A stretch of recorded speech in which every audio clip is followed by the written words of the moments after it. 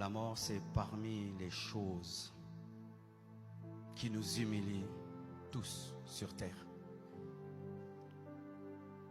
Vous connaissez l'histoire ces derniers temps, des milliardaires ont pris un petit sous-marin.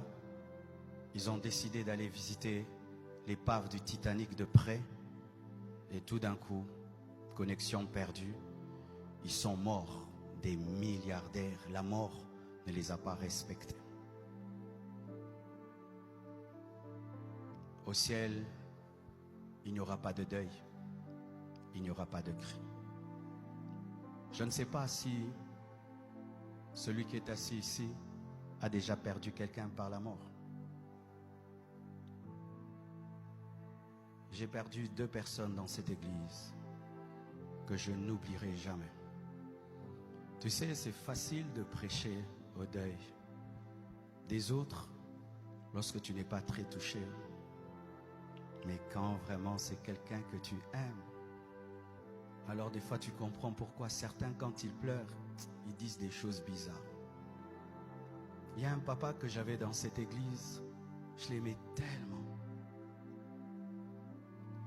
Quand il est venu, on venait de déménager, on était de l'autre côté. Il n'y avait pas beaucoup de papas à l'église. Les gens n'aimaient pas trop prier à la compassion. Les adultes disaient que c'était une église des jeunes. Et puis j'ai vu cet homme âgé, 60, 70 ans, avec sa femme. C'était un très beau couple. Ils s'aimaient tellement. Tu sentais vraiment qu'ils s'aimaient. Et en peu de temps, on est devenus très proches. C'était un homme béni, un homme riche qui pouvait transporter les chaises. Il était tout le temps à mon service. Toujours le sourire, disponible comme un jeune garçon. Et je ne savais pas qu'il était malade. Il ne m'avait jamais dit qu'il était malade. La dernière fois que je l'ai vu à Boston, on parlait de tout. Il ne m'a rien dit. Et un jour, on me dit qu'il est mort. Je vous dis, même le fait d'en parler maintenant, j'ai eu mal à un niveau. Et je remercie Dieu. Je ne vous ai jamais dit, j'étais content d'être à Paris quand on devait l'enterrer. J'avais rien à dire, qu'est-ce que j'allais prêcher ce jour-là? Je ne pouvais pas supporter son deuil. Je ne pouvais pas supporter voir sa femme. Ils s'asseyaient toujours l'un à côté de l'autre. Ils étaient merveilleux.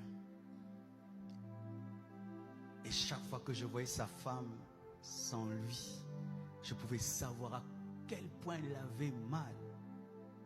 Je me pose toujours la question, ceux qui perdent un homme, une femme, ils font comment?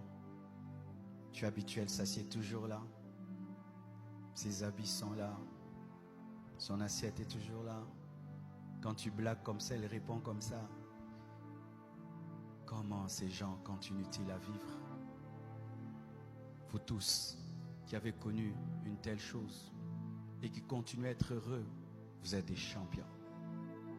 Vous êtes des champions. Toi qui as perdu ton père, mais tu continues à avoir la joie, tu es un champion. Toi qui as perdu ta mère et tu continues à avoir la joie, tu es un champion. Toi qui as